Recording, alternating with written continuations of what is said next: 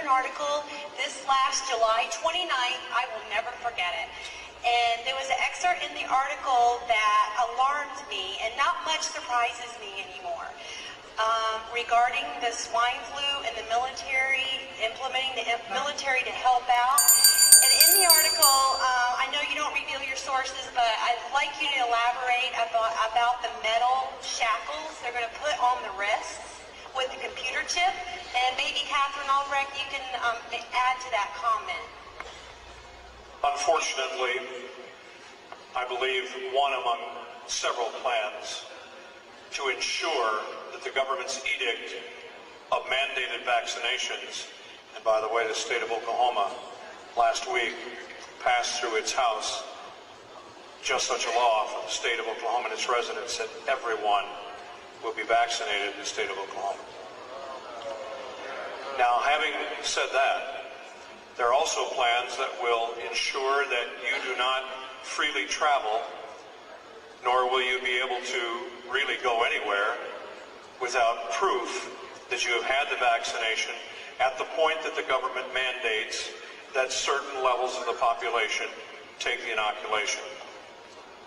When that happens, I have been told by state troopers across the country that there are plans ready to be implemented that would include roadblocks at choke points, as we call them, major interstate junctions around major cities and so forth, where the greatest number of people can be held until they are either prove their vaccination by papers, or in the case of a medical specialist in Milwaukee, Wisconsin, who told me that they had observed a semi-tractor trailer being unloaded at the hospital loading dock, pallets and pallets, scores of cases of metal bracelets that once put on would slip into a place and be either pegged in there with some kind of device to hold it in place, but the band was meant to be permanent. On top is a chip. That chip will include all kinds of information about you and the fact that you have been inoculated.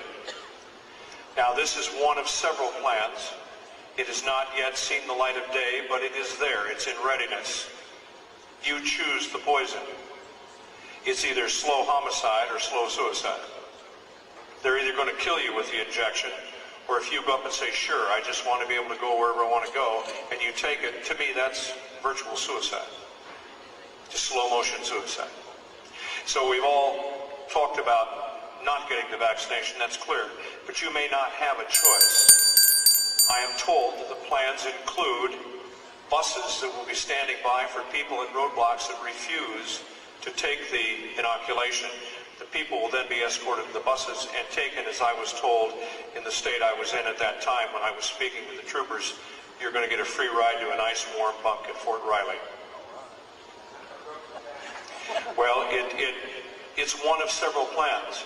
We can't know until they're implemented, but I assure you that those plans are in place, and law enforcement is going to be pulled in. And one of the articles I wrote, I said the law enforcement community will enforce the New World Order. There will be many that will not, and that's good news for us. But I believe it's still a majority that will be standing in line saying, get your shot or get on the bus. That's what's coming.